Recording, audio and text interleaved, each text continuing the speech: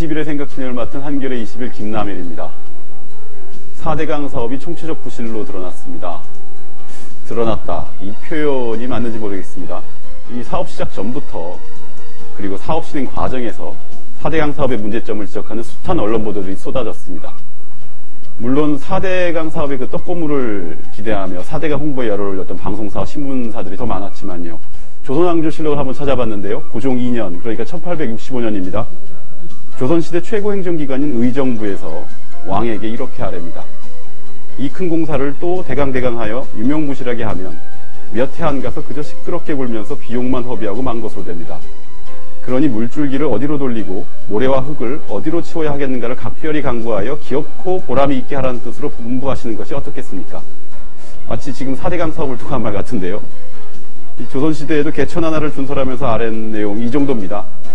그 4대강 사업 추진본부에 참여했던 정치인, 공직자, 그리고 전문가들이 이 정도 상식도 없었다는 것인지 참 개탄스럽습니다.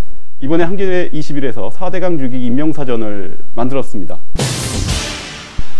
임명사전 제작에 참여한 한겨레 21 사회팀 김성환 기자 나와 있습니다. 안녕하세요. 예, 안녕하십니까. 예. 그 1월 17일이죠. 예. 감사원에서 4대강 사업에 대해 총체적 부실이라는 감사 결과를 내놓았었는데요. 참 뒤늦은 감사 결과라는 생각이 듭니다. 그 언론 보도에 따르면 이명박 대통령이 감사원 그 총체적 부실 이 결론을 듣고 이렇게 말했다고 하는데요. 전체 사업 중에서 문제가 된 것은 아주 부분적인데 그것만 다 모아놓았다. 어떻게 그런 걸로 총체적 부실이라고 할 수 있느냐. 이 말도 역시 이 4대강 어록으로 뽑힐만 하다고 봅니다. 4대강 임명사전 어떻게 선정됐나요? 예, 4대강 사업은 한반도 대운하가 그 출발점이죠. 예. 이명박 대통령과 그 측근들의 허황한 발상에서 시작이 된 건데요. 4대강 사업에는 대통령과 여당, 그리고 국무총리, 기획재정부 장관, 국토해양부 장관, 심지어 환경을 책임지는 환경부 장관도 포함이 되어 있습니다. 한겨레 20일에서는 이들의 책임을 좀 기억을 해야 된다는 그 책임감에서 이름과 행적을 기록으로 남기기로 한 거고요. 이를 위해서 뉴스 스크랩 프로그램을 이용을 했습니다. 전체 중앙일간지, 그리고 경제지, 지역신문, 그리고 전문지, 주간지와 월간지, 그리고 인터넷 언론사, 그리고 뉴스 방송까지 그 안에 실렸던 기사와 칼럼들을 검색을 해봤고요. 예. 이 가운데에서도 4대강 주기기의 책임이 크다고 생각되는 정치인과 공직자, 그리고 전문가 등 170명 정도를 추려봤습니다. 보니까 굉장히 힘든 작업이었을 것 같습니다. 뭐 저도 참여를 했지만 예, 단순 노동에 가깝죠. 예, 피를 토하는 심정으로 이제 작성을 했는데요. 한번 행적을 살펴보도록 하죠. 예. 정치인, 이 우선 이명박 대통령을 빼놓을 수 없겠습니다. 그죠? 대선 후보 당시에 한반도 대운하라는 그렇죠. 한반도를 그냥 위아래를 뽕 뚫어버리겠다라는 운하를 통해서 물류를 운반을 하겠다라고 얘기를 했었는데요. 2008년 5월 22일에 이제 대구시 경북도 업무보고 자리에서 대운하 대신에 4대강을 추진하겠다는 이제 발언을 합니다. 아까 말씀하셨던 이제 대운하에서 4대강으로 이제 전환되는 기점인 게 이때죠. 예. 그때 발언을 보면 이제 물길을 잇는 것 자체는 이제 국민이 불안해하니 뒤로 미루고 뭐 어떻게 하겠다 이런 발언을 시작을 했는데요. 그때 이게 여운을 남기는 바람에 그러면은 나중에는 대운하를 또 하겠다는 거냐 이거 가지고 또 한참 싸우고 그랬던 것 같습니다. 그때가 이제 촛불 집회가 한창이라서 되게 국민적인 저항이 심했던 시기였습니다. 그러니까 그때 이제 전체적으로 한 발 물러서는 타이밍에서 대운하에서 4대강 정도로 일단 빠지겠다 이런 말이 나왔던 거고요. 2010년에는 또 재밌는 발언을 하는데요. 이제 로봇 물고기에 대한 얘기입니다. 로봇 물고기 유명하죠. 그때 방송에 나와서 이제 로봇 물고기 국민과의 대화에서 로봇 물고기를 이제 좀 소개를 해서 좀 파문이 일었었죠. 그때 이명박 대통령이 2010년 5월 초에 청와대 참모회의에서 이런 발언을 합니다. 로봇 물고기가 너무 커서 다른 물고기들이 놀란다. 크기를 줄여야 한다. 그래서 기능을 나눠서 여러 마리가 같이 다니게 하면 어떠냐. 이제 그런 그분이 이게 시키면 다 되는 줄 아시는 분인데 이게 지금 뭐 과학자들 말로는 이게 굉장히 초기 단계라 게다가 이게 유형을 하는 편대 유형 이거 자체가 굉장히 복합적이고 굉장히 고도의 기술을 필요하다고 하는데 아직까지 이거 실용화 안 됐죠?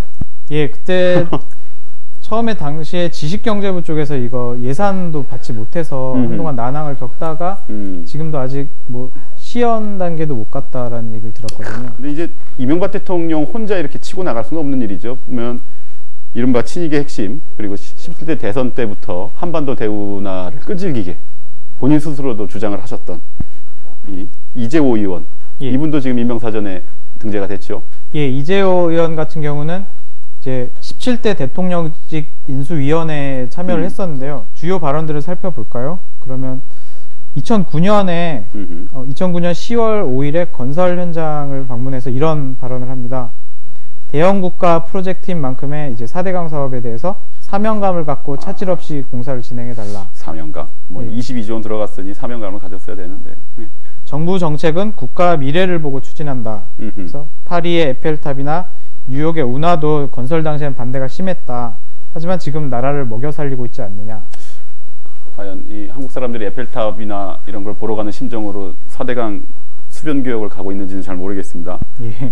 이재호 의원 같은 경우는 사실 국민권익위원장 시절에도 취임하자마자 바로 그 뭐 4대강 사업은 아니지만 어쨌든 경인 운하 예. 그 건설 현장을 찾아서 참 뒷말이 많았었는데요. 참 이 이명박 이재호 투톱이 4대강 사업의 사실상 이 투톱 스트라이커 체제였던 걸로 지금 확인이 되고 있습니다. 김희국 새누리당 의원도 올라 있는데요. 이분은 이게 애초에 정치인이 아니라 공직자 출신이신 건가요? 어떻게 되죠? 예, 저도 예전에 2009년에 국토해양부에 출입 기자 있을 때는 예. 공무원 신분으로 계셨던 아하. 고위 공무원이십니다. 그래서 그때 당시에 4대강 추진본부 부본부장을 맡고 있었는데요. 그 뒤에 이제 국토해양부 2차관을 맡은 다음에 이제 대구 쪽에 출마를 하게 됩니다. 새누리당 공천을 받아서 출마를 해서 예. 이번에 19대 새누리당 국회의원이 된 인물입니다. 이게 4대강 사업으로 결국 인정받아서 정치인이 됐다. 이렇게 말하면 본인이 억울할까요? 근데 되게 흥미로운 게 이제 선거 당시에는 이제 4대강 추진본부 이력 같은 걸 그렇게 드러내지 않았다라는 그 환경단체 지적도 있었거든요. 그러니까 선거 국면에서는 이게 4대강 사업 한참 비판이 나올 때니까 한마디로 이 자기의 가장 큰 경력을 하나 숨기고 들어갔다는 말씀이네요. 예, 뭐 본인은 숨겼다 이렇게 뭐 노골적으로 얘기는 하지 않겠지만 이제 환경단체 쪽에서는 이게 사실상 숨기고 싶어서 이렇게 한 것이 아니라 선거가 아니라 재산 누락은 처벌받는데 이 경력 누락은 뭐 처벌하는 건 없나요? 알겠습니다. 정종환 전 국토해양부 장관, 이분 얼굴 워낙 많이 봐서 이분은 워낙 4대강 사업에 너무 올인을 하신 바람에 국토해양부 장관이 아니라 4대강 장관이라는 이제 비판을 심지어 보수신문 쪽에서도 받기까지 했는데요. 예. 이분은 임명사전에 뭐 이른바 망언이 수록되어 있는 것 같습니다. 예, 정종환 국토해양부 전 장관 같은 경우는 이제 4대강 사업을 처음 추진할 당시에 초기에 이제 국토해양부를 이끌었던 인물인데요. 그때 발언을 하는 걸 보면 이제 4대강 사업 당시에 이제 사망한 그 노동자들이 꽤 됐습니다. 전 구간에서 이제 무리하게 급속도로 사업을 하다 보니 이제 사건 사고가 많았었죠 그때. 예, 그때 당시에 이제 노동자 19명이 숨진 것과 관련해서 이런 발언을 합니다. 예. 사고다운 사고는 몇 건 없고 대부분 본인 실수에 의한 교통사고나 익사사고다 라고 얘기를 하는데요. 이제 해당 노동자의 유족들이 들었을 때는 좀 가슴 아플 수도 있는 얘기가 아니었을까. 이게 사고다운 사고라는 게 어떤 건지 모르겠습니다. 이게 뭐 어떻게 돌아가셔야지 사고다운 사고였다는 건지. 이게 사업 추진 어떻게 보면 그 주무 장관으로서 하기에는 참, 근데 좀 장관이 아니라 일반인이 하기에도 참 멋스러운 말이네요. 예. 알겠습니다. 김황식 국무총리도 빼놓을 수 없을 것 같아요. 제가 저기 법조 출입을 할 때 김황식 국무총리는 대법관이셨거든요. 예. 그때 대법관 임기를 절반 이상이었나요? 남겨두고 그때 이명박 대통령이 감사원장으로 부르니까 이 대법관직을 버리고 감사원장으로 가셨어요. 근데 감사원장 또 한 2년 하시다가 또 국무총리로 다시 지명되셨고, 그리고 또 하나가 중요한 게 감사원장으로 계실 때 그 4대강 사업 1차 감사를 했었는데 그때는 문제가 없다라는 결론을 내리셨고, 이번에 감사원, 그러니까 양건 감사원장 체제에서 총체적 부실이다라는 결론을 내려놓으니까 국무총리실에서 직접 나서서 정부가 직접 재검증하겠다, 감사원 결과 못 믿겠다, 이렇게 말씀을 하셨어요. 이분 어떠신가요? 왜 이러시죠, 이분? 예, 아무래도 감사원장 시절에 본인이 발표했던 그런 감사 보고서에 대한 좀 책임을 느꼈지 않을까 생각이 되는데요. 무한 책임을 느끼셔야 할 것 같은데. 무한 책임을 느끼고 결과를 좀 번복을 하시려는 걸까요? 주요 발언을 한번 살펴보겠습니다. 예. 2012년 3월 6일에 국무회의에서 이런 발언을 했는데요. 근거 없는 4대강 흠집 내기에 대해 당당하게 대응하겠다. 아, 근거 없는. 아무래도 예, 환경단체나 그 전문가분들이 지적했던 부분에 대한 얘기겠죠. 지금 감사원 결과에 대해서도 아마 이런 같은 반응을 속으로 하고 계시겠죠. 공직자들, 이 영혼이 없다고 자꾸 자기들 입으로도 말하는데 영혼이야 있겠죠. 어쨌든 이제 깃털처럼 가벼운 공직자들께서 4대강 사업과 관련해서 대거 훈장과 포상 등을 받으셨어요. 그죠? 예. 저희 4대강 사업과 관련해서 민간에 거쳐 모두 1240여 명이 훈장이나 포장을 받았는데요. 근데 관련 부처에서는 이를 대부분 밝히지 않고 있습니다. 그래서 아하. 그 이유를 들어보면 개인정보이기 때문에 명단을 공개할 수 없다. 아, 이게 사실 그렇죠? 예, 칭찬을 그러니까 하려는 건데 왜 숨기는 걸까요? 미담인 것 같은데요. 이게 남 모르게 칭찬해 주려고. 이게 징계도 아니고 상을 줬는데 이름을 공개 못 한다 그러면은 본인들도 뭔가 좀 캥기는 부분들이 있으시다는 건가요? 어떤 건가요? 어떤 분들이 계신가요? 한번 좀 보죠. 뭐 굵직굵직한 분들부터 한번 찾아보겠습니다. 예. 뭐 가장 먼저 4대강 사업 초기에 4대강 사업을 하면 일자리가 11만 개가 늘어난다. 11만 개. 예. 얘기를 했던 권호연 예. 한국건설산업연구원 연구위원이 있습니다. 아하. 2009년 3월 17일, 그러니까 4대강 마스터 플랜이 나오기 전이죠. 예. 그때 이제 전국적으로 4대강 사업에 대한 설명회가 곳곳에서 열렸습니다. 그래서 주요 패널로 참석을 했던 분인데요. 그때 당시에 낙동강 수계 건설 시공 부문엔 6조 2,400억 원, 그리고 영남권에 10조 400억 원 정도의 직간접 생산 효과가 있다. 야하.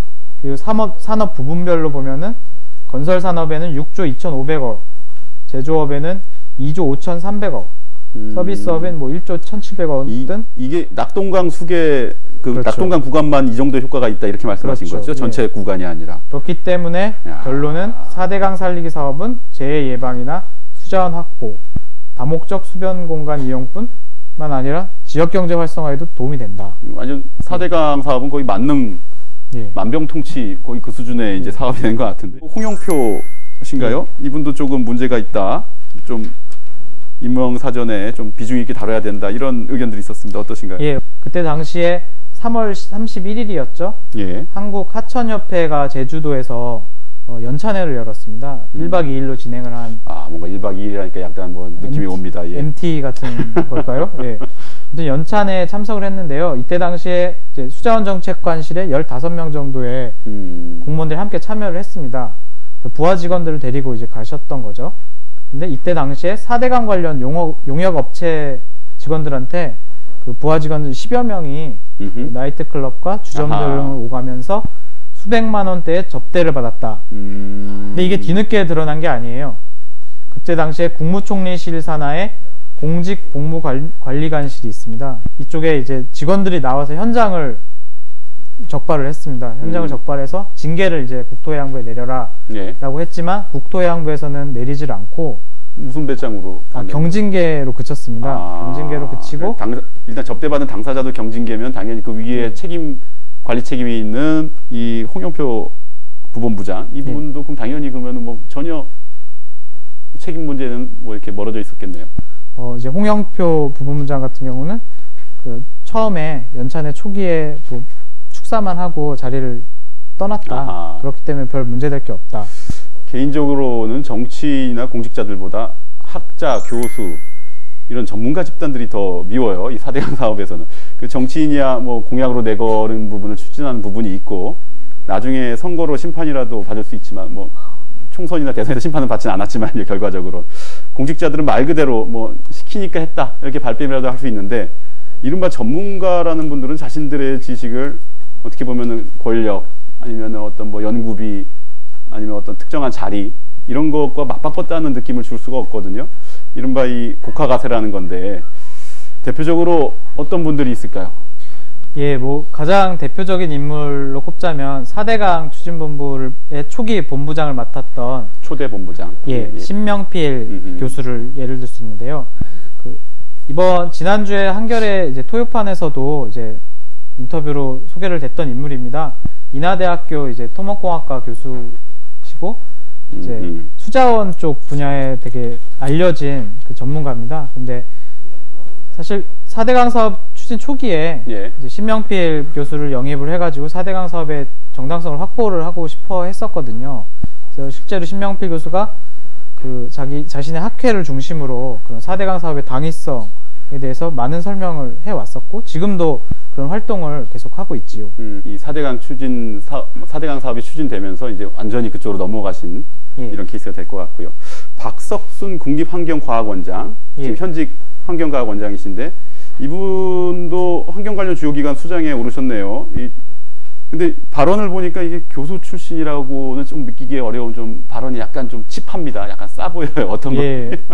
한마디로 세고 좀 일반인이 들었을 때도 참 이게 맞는가 싶은 발언들이 많았는데요. 대표적인 걸 몇 개 소개를 해드리겠습니다. 2008년 1월 10일에 MBC의 100분 토론에 출연을 했었는데요. 예. 이때 이런 발언을 했습니다. 여기에 선박을 운행하면 산소가 공급됩니다. 배에 스크류가 돌면서 물을 깨끗하게 만듭니다. 이제 4대강 사업을 하면 이제 네. 뭐 수질의 오염이 당하고 기억납니다. 뭐 기억나요. 예. 그래서 그때 별명이 그 뒤로 스크루박 뭐 맞습니다. 이렇게 예, 스크루박이라는 그 별명도 얻었었죠. 예. 그 뒤에도 이제 계속 센 발언들을 이어갔는데요. 이제 박석순 교수가 쓴 책 부국 환경이 우리의 미래다라는 책이 있습니다. 예. 그래서 거기서 4대강 사업을 반대하는 학자와 이제 시민단체 활동가들을 겨냥을 해서 이런 발언을 했는데요. 이렇게 표현을 했습니다. 친북 작용화된 환경단체, 그리고 위선의 환경주의자, 그리고 사기꾼. 이 친북 좌경이 여기도 갖다 붙일 수 있네요. 예, 환경 분야에서도 친북과 좌경이 있다는 게 참. 원래 이건 녹색이라 예, 좀 빨간색하고는 예. 좀 다른데. 신기한 일이죠. 예. 이거 참 뭐 갖다 붙일 수 있다는 게 대단합니다. 이게 임명사전의 역할이라는 게 이런 것 같습니다. 그러니까 그 당시에는 굉장히 이제 뭐 분노를 하거나 아니면은 흥분을 하면서 봤던 내용들인데 이미 다 잊혀졌던 내용들을 갖다 어떻게 보면 다시 기록을 남겨서 4대강 사업이 어떤 식으로 진행이 됐고 그 과정에서 어떤 일들이 있었고 어떤 이권들이 오고 갔는지를 갖다 확인할 수 있는 것 같습니다. 사실 170명도 일부에 불과하죠. 지금 이보다 훨씬 많은데 임명사전에 등재되지 않은 분들이 너무 많습니다. 그분들 좀 자진 납세하셔서 좀 뭐 자진 신고 기간 드릴 테니까 좀 뭐 반성하시면 될 것 같고요. 오늘 김성환 기자 자리해주셔서 감사합니다. 예, 감사합니다. 이번 주 한겨레 20일 다른 기사를 조금 소개해드리고 이번 시간 마치도록 하겠습니다. 특집 기사로 신상훈 전 신한금융지주 사장과 그 동료들을 단독 인터뷰했습니다. 신 전 회장은 신한은행이 고소한 혐의에 대해 1심에서 모두 무죄 판결을 받았는데요. 무슨 일로 고소당하는지도 몰랐다. 마음의 빛을 덜게 되기까지 그들의 일들을 털어놓았습니다. 한겨레 20일에서 확인하십시오. 두 번째 특집 기사로는 잘 늙기에 어려움을 취재했습니다. 시인 김지아의 말년을 서글픈 마음으로 지켜보며 늙음에 대해 다시 생각해보자는 취지입니다. 분별 없는 탐욕과 인정욕구를 내려놓고 아름답게 저무는 비결은 무엇일까요? 나이가 들면 보수화된다는 가설은 사실일까요? 한겨레 20일에서 답을 알려드립니다. 지금까지 20일의 생각 진행을 맡은 김남일이었습니다. 감사합니다.